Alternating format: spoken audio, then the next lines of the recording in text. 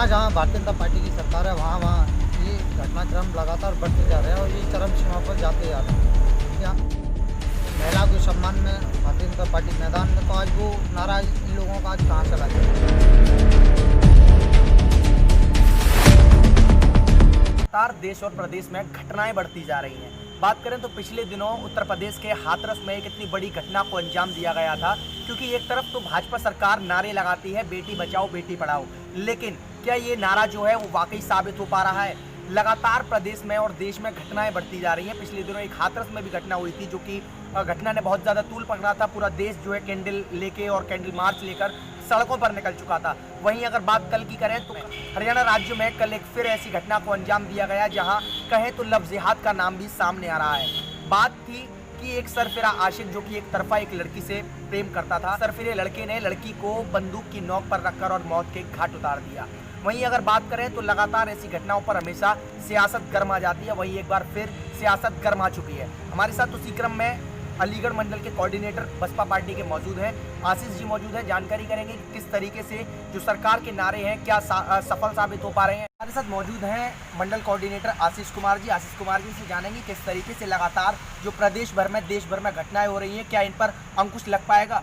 बसपा हमारे साथ मौजूद है, जानकारी करेंगे। आशीष जी, सबसे पहले तो प्राइम खबर न्यूज़ में आपका बहुत बहुत स्वागत है। आपका बहुत बहुत शुक्रिया, बहुत बहुत दिल से। मैं पहला सवाल आशीष जी मेरा ये है आपसे कि लगातार देश भर में प्रदेश भर में घटनाएं बढ़ रही हैं।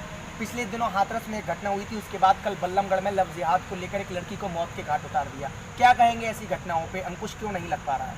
देखिए, वो आपको भी देखिए पता है, वो हमको भी पता है, जनता को भी देखिए पता है। वो प्लस रहा सवाल इस बात का, मीडिया बंधुओं को भी देखिए ये पता है कि ये घटनाएं जब से लगातार निरंतर ये घटनाएं पे घटनाएं हो रही हैं, जब से भारतीय जनता पार्टी की सरकार बनी है, या उत्तर प्रदेश सही या हरियाणा प्रदेश सही या अन्य राज्य सही, जहाँ जहाँ भारतीय जनता पार्टी की सरकार है वहाँ वहाँ ये घटनाक्रम लगातार बढ़ते जा रहे हैं और ये चरम सीमा पर जाते जा रहे हैं। या जिस तरीके से भारतीय जनता पार्टी के लोग कहते थे कि बेटी बचाओ बेटी पढ़ाओ, क्या महिलाओं के सम्मान में भारतीय जनता पार्टी मैदान में, इनका ये कभी एक ये नारा एक होता था।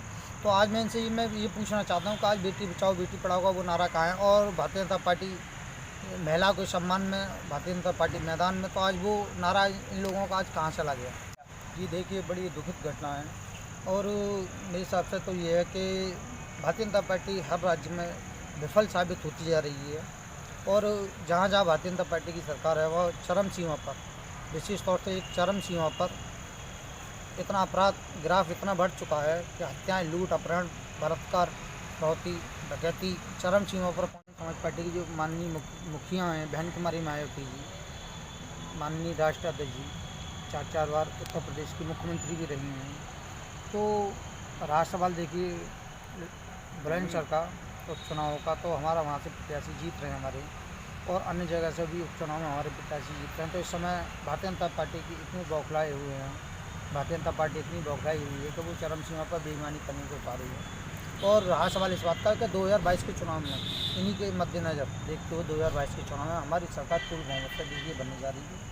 तो इस वजह से भारतीय जनता पार्टी अपना एक आफा खो बैठी है कि अब वो उतारू हो चुकी है बेईमानी किस्म पर।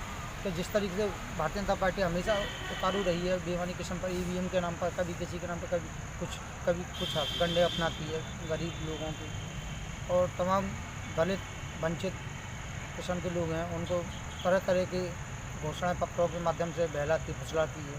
तो वो भी आज की डेट में सब समझदार हो चुके हों, और फिर उनको भी अब ये पता है कि हमारा हित बहुजन समाज पार्टी में सुरक्षित था, सुरक्षित है और सुरक्षित ही रहेगा। तो अब वो लोग भारतीय जनता पार्टी के रत्ती भरी हुई बहकावे हुए नहीं आ रहे हैं। तो 2022 के चुनाव में पूर्ण बहुमत की माननीय बहन जी की नेतृत्व में सरकार बनेगी। माननीय बहन जी 5 बार आसीन होंगी मुख्यमंत्री की कुर्सी पर। ये अगर आशीष जी, अगर यूपी में बहन जी की सरकार आती है तो किस प्रकार से जो लड़कियों के साथ, जो महिलाओं के साथ आज जो व्यवहार किया जा रहा है, लगातार बड़ी घटनाएं जो है वो सामने आ रही हैं, बहन जी विशेष क्या करेंगी महिलाओं की सुरक्षा के लिए? देखिए, आपने 4 वर्ष का शासनकाल देखा है माननीय बहन जी का, आपने 4 बार का शासनकाल देखा है माननीय बहन जी का, और चारों बार शासनकाल में माननीय बहन जी के शासनकाल में एक सबसे पहले तो प्रशासन का रवैया इतना सख्त रहता है माननीय बहन जी की सरकार में कि एक पत्ता भी हिस्सा नहीं है। और जहाँ जो आज की डेट में जो जितने जो क्राइम हो रहे हैं बहन बेटियों के ऊपर, माननीय बहन जी की सरकार में आप मुझे गिना दीजिए कि कितने क्राइम हुए, कितने बलात्कार हुए माननीय बहन जी के शासनकाल में, कितने अपहरण हुए, कितनी डकैती पड़ी, कितनी लूट खसोट हुई बहुजन समाज पार्टी की सरकार में। तो सबसे ज़्यादा जो आज की डेट में उत्तर प्रदेश में जो ज़्यादा सुरक्षित रहते हैं वो बहुजन समाज पार्टी की सरकार में रहते हैं सुरक्षित। मैं आपको एक चीज़ और मैं बता देना चाहता हूँ कि आज उत्तर प्रदेश की जनता राह देख रही है कि कब माननीय बहन जी 5वीं बार मुख्यमंत्री बने, और उत्तर प्रदेश की जनता भी मन अपना बना चुकी है, पूर्ण तरीके से अपना मन बना चुकी है माननीय बहन जी को 5वीं बार मुख्यमंत्री देखने के लिए।